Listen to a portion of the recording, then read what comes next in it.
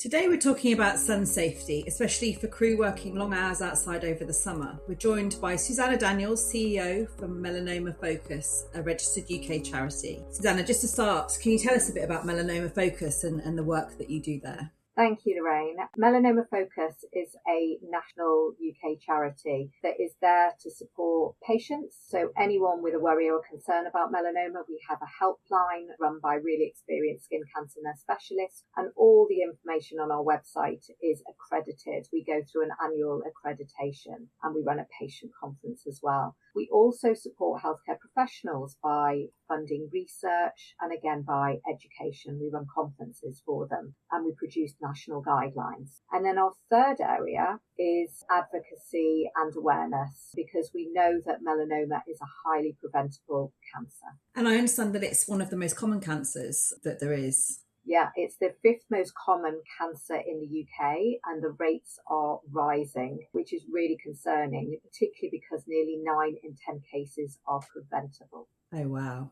Okay, so as you're going into your third heat wave in the UK, and it's only the beginning of July, how do you think people still get it wrong when it comes to sun exposure? I think, we did some research actually at the beginning of this year, which showed that in the UK, about a third of British adults don't wear sunscreen in the UK. So that's really concerning, and it's worse for men. So it's about 4 in 10 men aren't wearing sunscreen. And I think there's just this thought that it's not necessary to wear sunscreen in the UK, and that it's just more of an issue when you go abroad and people might get out the sunscreen or purchase sunscreen at that time. So we're trying to sort of get across that actually the UV strength in the UK does cause cancers. And we've heard of patients speaking to their oncologist when they've got melanoma saying, but I've never left the UK. And that's because the strength of the sun in the UK is strong enough to cause melanomas and other skin cancers. Absolutely. I think the worst time I've ever been burnt has been on a very cloudy day in Wales. So yeah, I can attest to that. I think that's one of the issues, because it's about UV rather than the sun. So UV rays can go through the clouds. I think we've all been caught out on cloudy days. So we really should be looking at the UV index rather than the temperature. Yeah, and I think some of the weather apps that you get these days are pretty good at indicating that. It is becoming more and more visible on apps, and even on the news when they give the weather, they talk about the UV index. You're absolutely right. So when the UV index is 3 or above, or moderate or above, we should all be wearing sunscreen. And there's an argument for wearing it every day, I'd imagine, as well, especially on the face, on the exposed areas. I think there's definitely an argument for wearing it every day, but from a skin cancer perspective, because there's a balance between vitamin D as well. You know, vitamin D is an essential part of our health, and it's key for, balancing calcium and phosphate levels, which is really important for our immune function and bones. So we do need some vitamin D, and certainly in the winter months, if we're not getting enough from the sun, from our diet, then we might need to take a vitamin D supplement. Yeah, absolutely. I was horrified to hear that I was vitamin D deficient in the Mediterranean, and that in fact they said that 50% of the French population were vitamin D deficient, which was not something that I expected at all. So yeah, that's very interesting. And in terms of getting the vitamin D from the sun, you say it would only take 10 minutes. You don't need much time in the sun, or just earlier in the morning is fine. You don't need much time just to sort of boost your vitamin D levels. And then you should definitely be wearing sunscreen as soon as the UV index is above 3. Okay, that's really interesting. And obviously, as our podcast is aimed largely at crew, but obviously for whoever, we find that the crew on board spend a lot of time outside, exposed to the sun. Most yachts do provide protection, whether that's a hat or a rash vest or a long-sleeved T-shirt, but particularly the deck crew, I think, spend a lot of hours outside, a lot of hours in the sun. What are your thoughts on crew working on yachts all summer? And actually, sometimes it's 2 summers because it's dual season. So how at risk are they? So they are certainly at risk because they're working outside. So we know that people working outside are at higher risk. So more than 5 sunburns in your lifetime doubles your risk of melanoma. That's not 5 sunburns in a year, that's in your lifetime. And I think we can all sort of think about that and think about the amount of times we've burnt. But, we can start protecting our skin at any time. I've heard people saying, well, I'm doomed, I've been burnt so many times. That's not the case. We can all start protecting our skin. So clearly working outside and working when the UV is high or moderate or high for a lot of that time definitely increases risk of melanomas and other skin cancers. And so I think it's great that if people are provided sunscreen, hats, rash vests, I think that's really, really important because it's not just about sunscreen. It's about covering up, and that's with a hat and clothing, UV protection, sunglasses, but also seeking shade. It's not just about sunscreen, but certainly it's great if sunscreen and clothing is provided to them and hats are provided. I think that's a really positive thing that, employers can be doing. Okay. And in terms of protecting your eyes, because I noticed on the website that there is a type of melanoma that can be found in the eye, but as we discussed previously, I think it's very rare. But I presume they should be protecting their eyes anyway from the UV. So uveal melanoma is a really, really rare form of melanoma. There are rare forms of melanomas, and the reason that why they're melanomas is because they're linked to melanocytes, which are the pigment-producing cells that grow out of control. So that's what melanoma is. But uveal melanoma isn't necessarily linked to the UV. It's quite unusual, not necessarily linked to the UV, even though you sort of think it is, but we should be protecting our eyes. It's also the area around your eyes that you're protecting. Yeah, quite delicate skin around there, I'd imagine.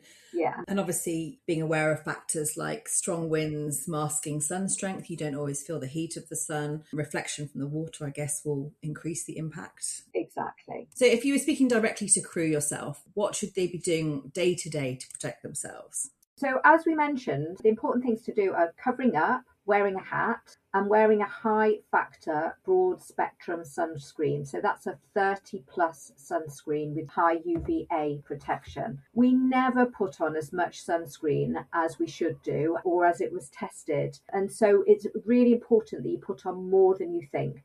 And it's recommended for an adult to put on a shot glass full on your whole body. Or in other words, it's about a teaspoon on each limb. But the most important thing is to reapply your sunscreen every couple of hours, particularly being outdoors. Don't be thinking, oh, I'll use factor 50 and therefore I don't need to reapply, because that's a worrying thing that some people do. In Australia, you cannot buy once daily sunscreens because anything that prevents reapplication is just not on the market. So you can't buy those. So we don't recommend once daily sunscreens because you never put it on as it was put on in laboratory conditions when it was tested. And you'll be sweating, it might sort of come off with clothing. So reapplication, really critical if you're going to be outside for long lengths of time. Yeah, that's interesting that you can't buy it in Australia because it is something that I have seen on vessels before. Those apply once daily sunscreens, so to be avoided. And is there any difference in having a spray, one of those fine spray sun creams versus a cream that you actually rub on yourself? So we would say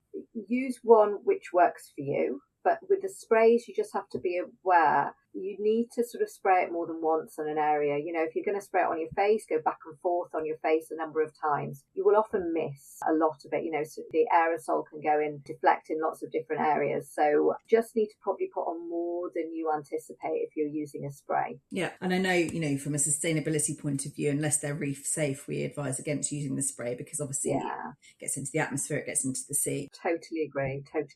But if a reef safe version, then yes, use what is better to use what works for you. And do you see a gap between how people protect their face versus the rest of the body? I think people are often, particularly women, are often protecting their face more because seen from an anti-aging perspective and from a beauty industry. So they might be protecting their face, but not their body. Melanomas are, 1 in 4 melanomas, occur on the head and scalp, ears area in men. And in men, the most common areas are the torso. And in women, it's the limbs because, people aren't applying as much as they possibly should and sometimes get burnt on their limbs. Yeah, I mean, the scalp as well. I mean, how would you even necessarily see? I understand the need to protect it, but to identify that type of cancer on your scalp, you'd have to be quite lucky to find it, I think. I would imagine if you've got thick hair. I look at my daughter's got very fine blonde hair and you could see straight away, and I'm really vigilant. But so interesting, we've just done a pre-downloadable thing for barbers, and it can be for anybody because they often see, the scalp area and have their clients regularly. So they'll see an area that you can't easily spot yourself. That's so interesting. Yeah, it's great to make them aware because they would be, more familiar with any changes than other people, perhaps. Yeah, no, absolutely. Yeah, I mean, last year I had a basal cell carcinoma removed, which has made me hyper aware of this situation and very sort of vigilant as well. I think particularly this summer, this is the first summer where I haven't been in the sun at all. As a person that likes the feeling of sun on their skin and also vainly enjoys quite brown legs, are there any ways to safely suntan, or is it just best to stay out of it at all? Is fake tan the only way? We do say that fake tan is the only way. So clearly burning puts you more at risk, but when your body tans, it's your body's defense mechanism against UV rays. So we do say that the only way to safely tan, is a fake tan. But clearly, if you're going to be working outside the whole time, however much you protect yourself, you are going to tan. So it's really about doing the best to protect yourself and, not burning. So we're going to have a quick myth busting round. I think we've covered quite a few myths already in terms of factor 50 lasts all day, you can't burn when it's cloudy. But what about a base tan protecting you? Are people less at risk if they've already got a base tan? I think there used to be this old way of thinking where you'd start the holiday on factor 10 even and go down to factor 4 by the end of it because you got the base tan. Is there any thinking behind that? It's a complete myth. It really is a complete myth. Any sort of tanning, as I said, is the sort of your body's defense mechanism against the UV rays. But clearly burning is the most important thing that you should be protecting your skin from. But any tan is a concern. And obviously, I think we've talked about being on the water. Is the risk actually higher, or is that just an urban myth? I think the risk is higher because you've got that reflection as well from the water. So I presume that the risk is higher in those instances. Yeah, I think that would be a fair assumption to make. So in terms of tanning, I think there's a lot of mixed messaging out there. Are there any areas you think people are particularly confused about? I think we've talked about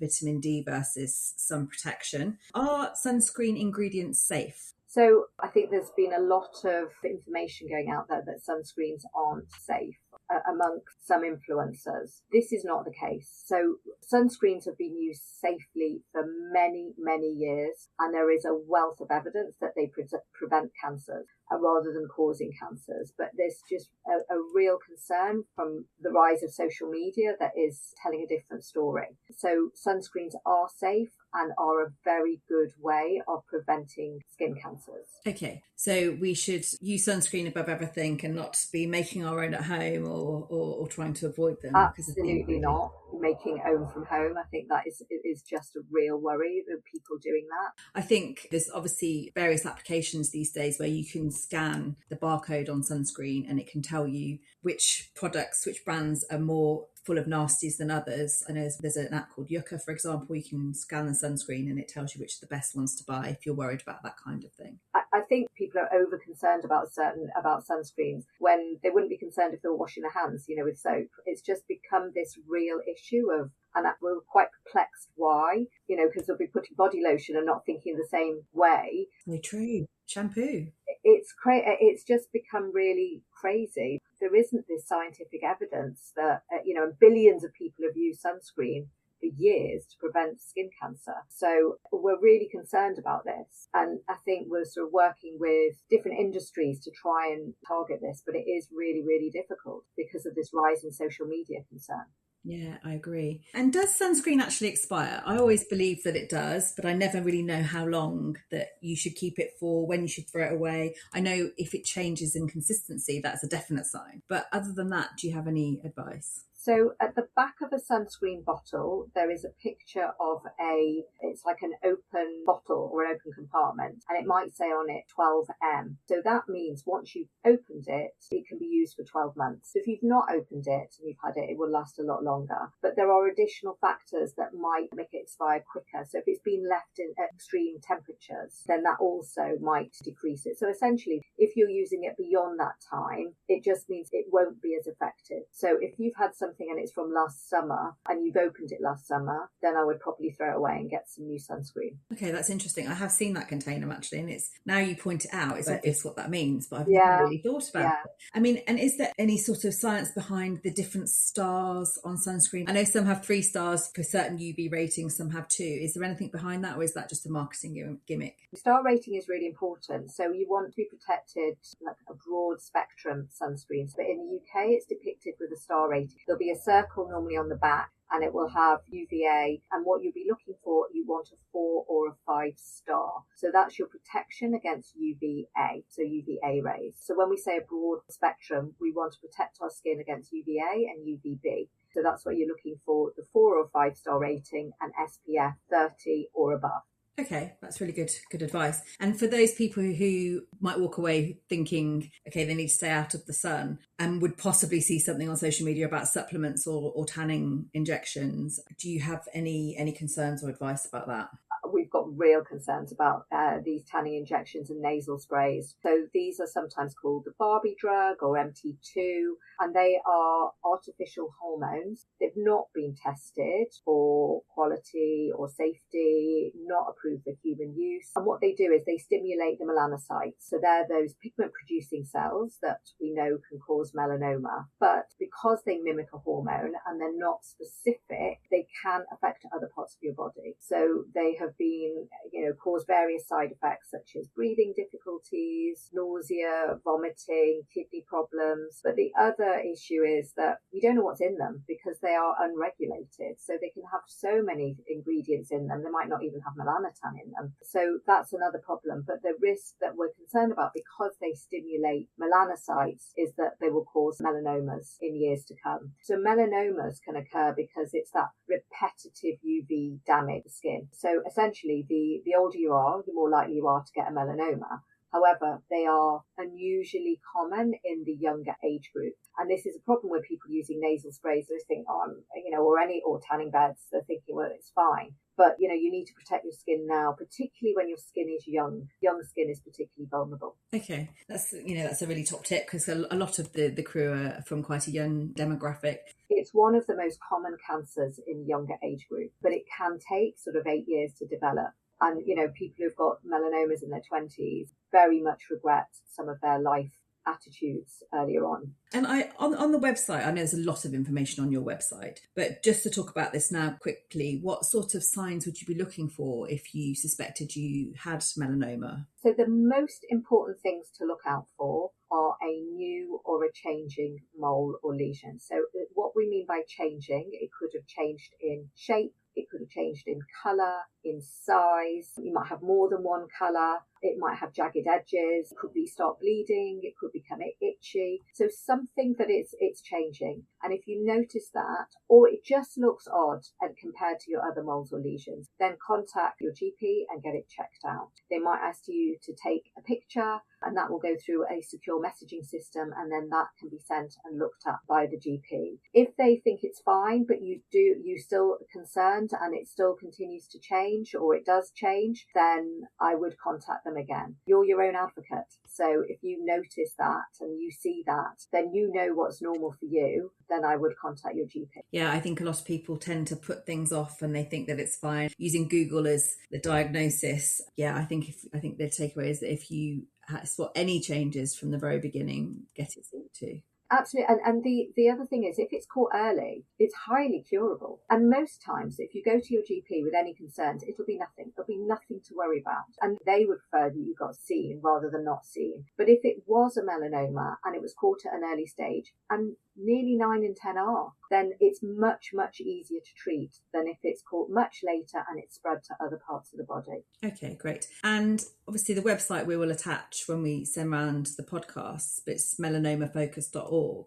If Crew wanted to get involved in the charity or even Burgess staff, what kind of things can we do? Oh, that would be amazing. So raising awareness. So that is, obviously a really, really important thing. But in terms of helping the charity as well, fundraising for us, we would love to support you and love continue to raise awareness. But obviously you could raise awareness about us as well. That's fantastic. Great. We will definitely do our best, starting with the podcast. So if people listening could take away one thing and change one habit this summer, what should it be? To look at the UV index on a weather app and be familiar with that, and then make sure you protect your skin. So what we try and tell people is protect your skin and check your skin. So it's really about knowing your skin and protect it. So I've snuck in two. Check your skin and protect your skin. Yeah, fully agree. That's great. Thank you, Susanna.